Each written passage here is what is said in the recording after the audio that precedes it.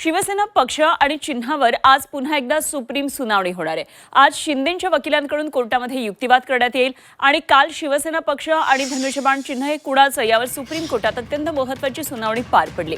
सरन्यायाधीश सूर्यकांत तसंच न्यायमूर्ती जयमौल्या बागची आणि न्यायमूर्ती व्ही मोहना यांच्या त्रिसदस्यीय खंडपीठासमोर उद्धव ठाकरे यांच्या पक्षाचे वकील कपिल सिब्बल यांनी अत्यंत आक्रमकपणे युक्तिवाद मांडला। केवळ आमदारांचं संख्याबळ म्हणजे मूळ राजकीय पक्ष नव्हे असा मुद्दा त्यांनी मांडला।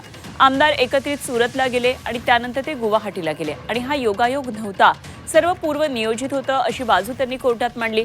हा मुख्य मुद्दा मांडताना सिब्बल यांनी विधानसभा अध्यक्ष आणि निवडणूक आयोगाच्या भूमिकेवर सडकून टीका केली। कोर्टात तब्बल 1.5 तास हा युक्तिवाद चालला। त्यानंतर आज दुपारी 2 वाजता या प्रकरणावर पुन्हा पुढची सुनावणी होणार आहे। तर कोर्टामध्ये नेमकं काल काय झालंय एकदा आपण पाहूया।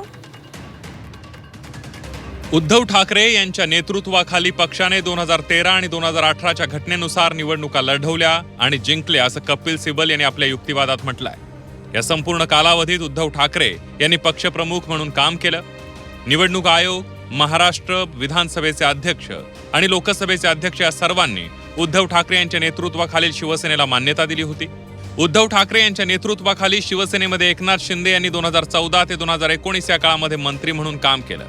ते पक्षाच्या राष्ट्रीय कार्यकारिणीचे सदस्यही होते, ज्यांची नियुक्ती उद्धव ठाकरे यांनी 2013च्या पक्षघटनेनुसार केली होती आणि 2019 ते 2022 या काळात मुख्यमंत्री उद्धव ठाकरे यांच्या नेतृत्वाखाली त्यांनी पुन्हा एकदा मंत्री म्हणून काम केल्याचं कपिल सिब्बल यांनी आपल्या युक्तिवादात म्हटलंय। तर विधिमंडळ पक्षनेत्याला पदावरून दूर करण्याच्या ठरावावर विधिमंडळ पक्षाच्या सदस्यांच्या स्वाक्षऱ्या आहेत का असा सवाल कोर्टानं कपिल सिब्बल यांना केला।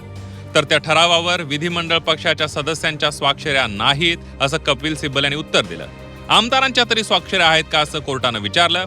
तशी आवश्यकता नाही, तो अधिकार पक्षप्रमुखांकडे निहित असतो असं कपिल सिब्बल यांनी कोर्टाला सांगितलं। तर विधिमंडळ पक्षावर राजकीय पक्षाचं नियंत्रण असतं। राजकीय पक्षाचा कोणताही वैध निर्णय या विधिमंडळ पक्षाच्या बहुमताच्या इच्छेपेक्षाही वरचढ ठरतो का असंही कोर्टानं म्हटलं। तर कपिल सिब्बल म्हणाले, अगदी बरोबर, तोच कायदा आहे। तर चिन्ह राजकीय पक्षाचं असतं की विधिमंडळ पक्षाच्या नेत्याचं, हाही सवाल कोर्टानं केला। तर चिन्ह हे पक्षाकडे असतं। निवडणूक आयोग राजकीय पक्षाच्या चिन्हाला मान्यता देतं असं कपिल सिब्बल यांनी कोर्टाला सांगितलं।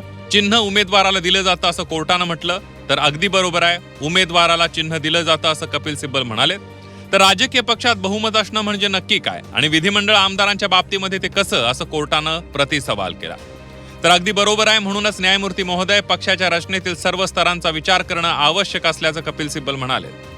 कोणत्या तरी कारणाने आयोगानं असा निष्कर्ष काढला की आपण 2018ची पक्षघटना पाहणार नाही असं कोर्टानं म्हटलं आणि त्यामुळे आपण संघटनात्मक रचनाही पाहणार नाही, ज्यामध्ये आमचे प्रचंड बहुमत होतं। त्याऐवजी आयोगानं विधिमंडळ पक्षाच्या आधारावर हा वाद सोडवला, जे साधिक अली खटल्यातील निकालाच्याही विरोधात असल्याचं युक्तिवादात समोर आलंय।